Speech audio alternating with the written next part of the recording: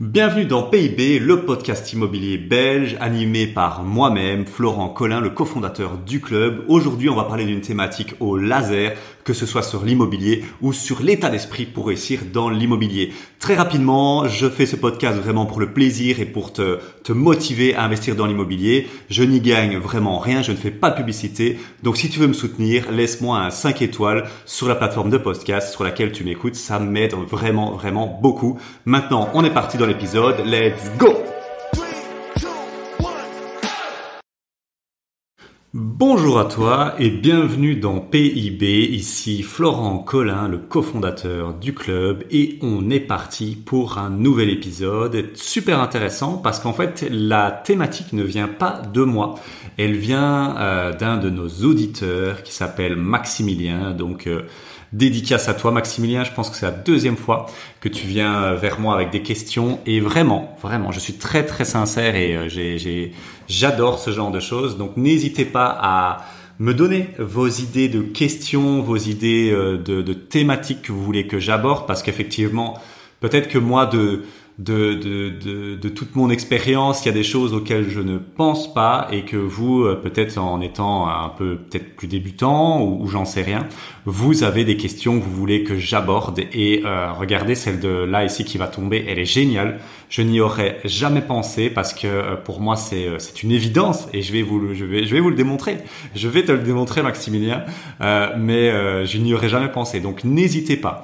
Tout ça pour résumer, si vous avez des idées de questions, de thématiques que vous voulez que j'aborde et que j'ai pas encore abordé, moi je suis super chaud et donc n'hésitez pas à me les donner comme a fait Maximilien par email à contact@le-club.co. Vous mettez idée de podcast, sujet de podcast et vous m'expliquez un peu ce que vous entendez par là et vraiment je la prendrai directement.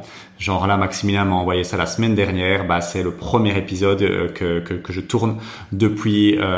C'est la semaine dernière et donc c'est celui de Maximilien. Donc voilà, n'hésitez pas à m'envoyer vos thématiques. C'est un plaisir d'avoir vos idées. Et donc, dans l'épisode du jour, on va parler d'une question, d'une problématique qui, c'est vrai, est assez spécifique parce qu'effectivement, ça va pas concerner tout le monde, mais pour ceux que ça va concerner, je sais qu'il y en a. C'est faut-il acheter son bâtiment, enfin son bien immobilier d'investissement cash ou à crédit? C'est vraiment une question intéressante parce que je vais démontrer dans cet épisode que un des choix est meilleur que l'autre. Surtout si tu es dans une logique d'investissement. Je sais que Maximilien est dans une logique d'investissement et que toi aussi si tu m'écoutes. Donc là, moi je vais parler en tant qu'investisseur. Je vais clôturer très rapidement si on achetait une résidence principale. Pour l'achat d'une résidence principale, je peux concevoir qu'acheter cash ou mettre une grosse partie du cash dans la RP, ça a un intérêt. Si ton objectif c'est pas de faire de l'IMO, ok, tranquille. Mais si ton objectif c'est de faire de l'immobilier, je vais te démontrer que acheter à crédit pour moi est plus intelligent. Et donc on est parti. Je vais t'expliquer d'abord les avantages d'acheter cash et les avantages d'acheter à crédit. Les avantages d'acheter cash, en fait, ils sont nombreux. Alors, c'est évident. Le premier, c'est que tu as une bien meilleure négociation. Alors, pourquoi? Parce que tu vas pouvoir faire le truc magique des 100 clauses de crédit ou même j'achète cash. Et donc, ça va permettre quoi? Ça va permettre d'avoir un levier de négociation beaucoup plus important. Effectivement, quand tu achètes sans clause, ça rassure beaucoup le vendeur. Alors que tu peux acheter sans clause et faire un crédit. Je veux dire, il n'y a pas de souci, je l'ai déjà fait. Mais en général, dans la tête des kidam, quand on achète sans clause, c'est qu'on achète cash. Alors, ce qui n'est pas du tout vrai, mais bon, voilà, c'est comme ça. Et donc, ils se disent, ok, je prends pas de risque. Et donc, en général, les gens sont prêts à diminuer quand même leur prix, on va dire de 5 à 10% assez facilement, voire même plus, quand tu achètes sans clause. L'autre avantage, c'est que ça peut aller très vite dans l'opération. Donc, si vraiment tu as, un délai, un timeline que tu veux faire, tu peux balayer facilement les fameux 4 mois d'attente, 5 mois d'attente parfois entre l'offre et la signature des actes. Là, tu peux compresser ça en un mois. Vraiment, si le vendeur est chaud, ça peut aller très vite. Il y a pas de prise de tête, il y a pas d'emmerde, on va dire ça comme ça, avec les démarches bancaires, bien évidemment, vu que tu ne fais pas de crédit. Et t'as un bien libre d'hypothèque. Ça, c'est vrai que c'est super. T'as un bien libre d'hypothèque qu'on peut remettre en garantie directement.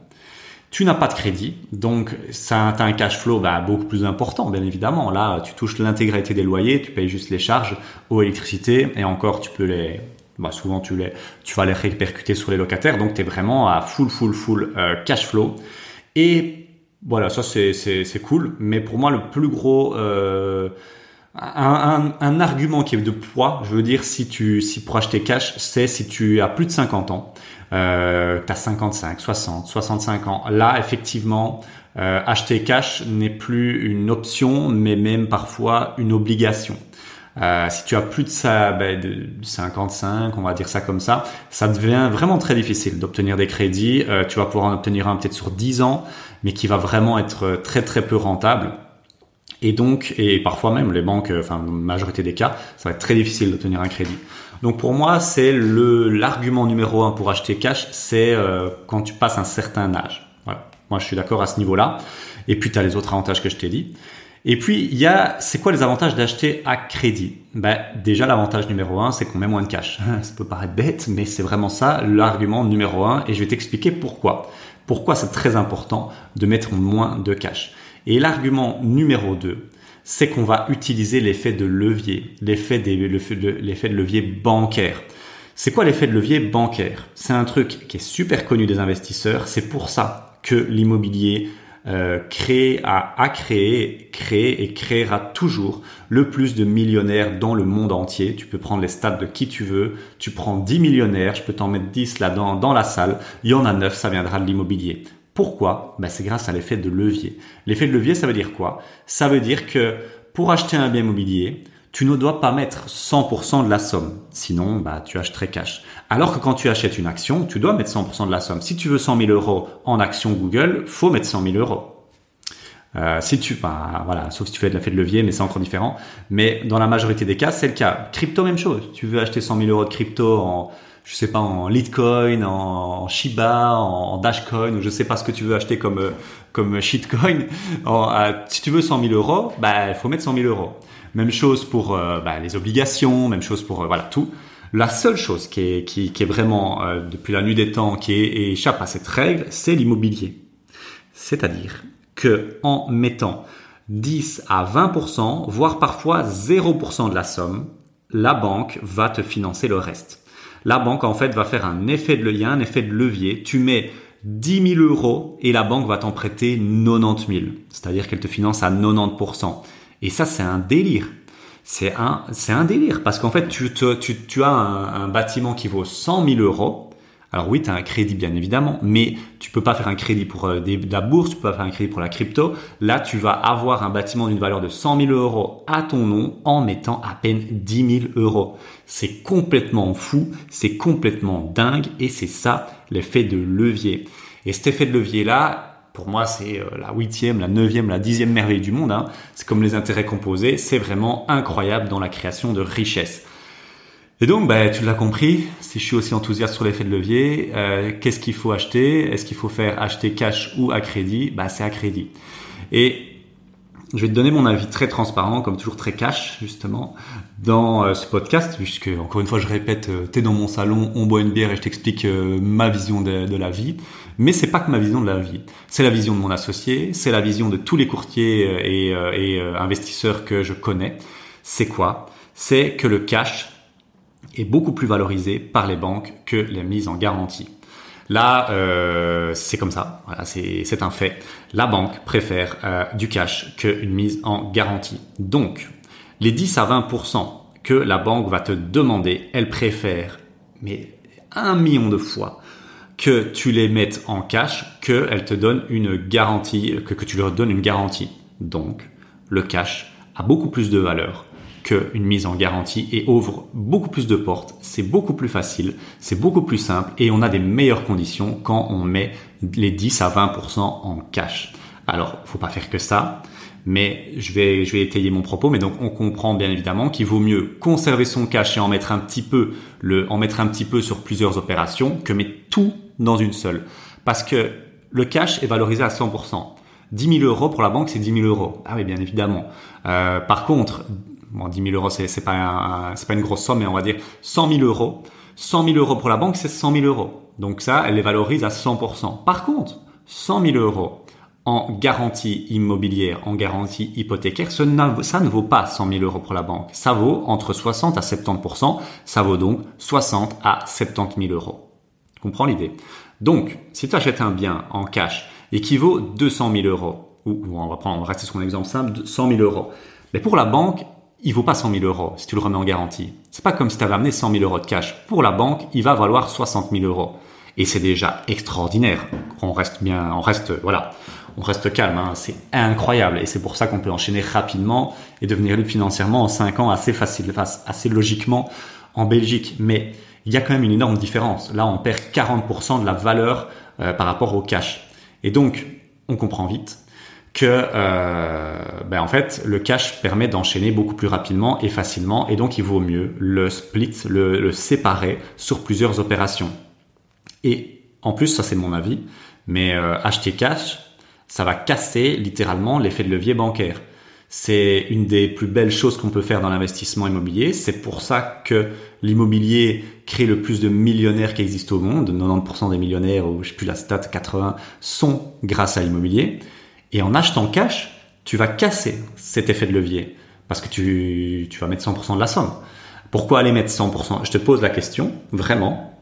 Pourquoi aller mettre 100% de la somme d'un bien quand la banque te permet de ne mettre que 20%? Quand la banque est prête, est d'accord, c'est vraiment, elle est d'accord, il n'y a pas de problème, c'est comme ça, c'est validé dans les coutumes et mœurs depuis très longtemps. La banque est d'accord de te prêter 80% de la somme. Pourquoi tirer foutre 100% de la somme en fonds propres? Ça, c'est mon avis, hein. Après, comme je t'ai dit, il y a des avantages, hein, surtout quand on est plus âgé. Mais mis à part le fait que tu sois assez âgé, pourquoi tu irais faire ça? Parce que je vais clôturer avec ça mon exposé. Voilà, j'aurais dû faire des slides et tout, mais bon voilà. Sur le long terme, je vais poser la question et tu vas vite comprendre.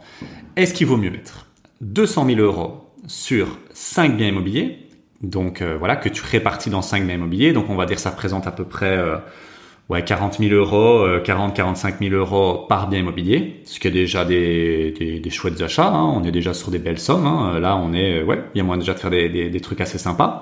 À mon avis, tu peux aller chercher un patrimoine à peu près entre 800 à 1 million, on va dire, ça dépend comment tu t'en sors.